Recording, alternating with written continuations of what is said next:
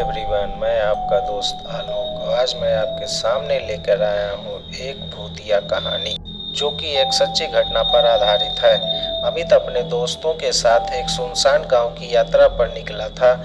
गांव के किनारे एक पुरानी जर्जर हवेली थी जिससे कोई भी कई डरावनी कहानियां सुना जाता था। कहा जाता था कि उस हवेली में रात को अजीबो-गरीबो आवाज आती है और वहां कोई जिंदा लौट कर नहीं आता। शाम हो चुकी थी और आसमान में काले बादल छा गए थे। अमित और उसके दोस्तों ने मजाक मजाक में फैसला किया कि वे हवेली में जाकर रात बिताएंगे।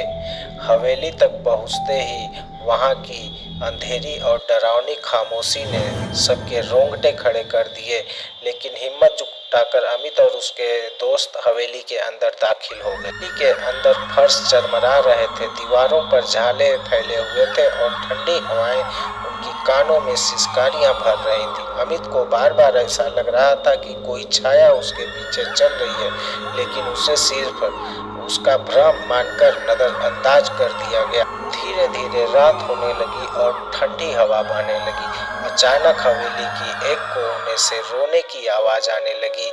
सबके सफेद चेहरे पड़ गए थे। किस्मत करके वे आवाज की दिशा में धीरे धीरे आगे बढ़ रहे थे। वहां एक पुराना आईना था जिसमें धीमी धीमी सिसकियां आ रही थी। तभी अमित ने आईने में देखा, उसकी छवि के साथ एक और छाया खड़ी थी। उसके सामने पर चेहरे पर खून के धब्बे और अजीबो-गरीब चमक सी थी। अमित चौंक कर पीछे देखता है पर वहां कोई नहीं था। डरते डरते वह आईने की ओर मुड़ा। अब आईने से केवल वही खड़ा, लेकिन उसकी छवि एक तरफ भी नहीं हिल रही थी। उसकी छवि धीरे धीरे मुस्कुरा रही थी। अमित ठंड से कांप रहा था। तभी आईने से परछाई बाहर निकलने लगी। अमित का दिल जोर से धड़कने लगा। बाकी दोस्त घबरा कर दरवाजे की तरफ भागने लगे। परछाई अब पूरी तरह आईने से बाहर आ चुकी थी और अमित के पास आ रही थी। अमित ने भागने की कोशिश की, परंतु उसकी पैर जकड़ गए थे।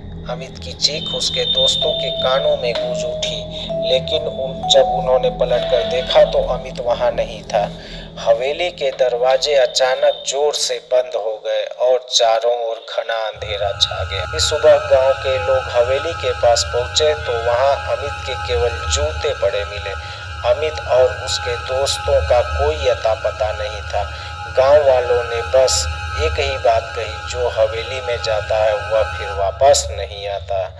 और उस दिन के बाद हवेली के आईने में अक्सर एक चेहरा दिखता है अमित का, जो अब भी किसी को अपने पास बुलाने की कोशिश करता है।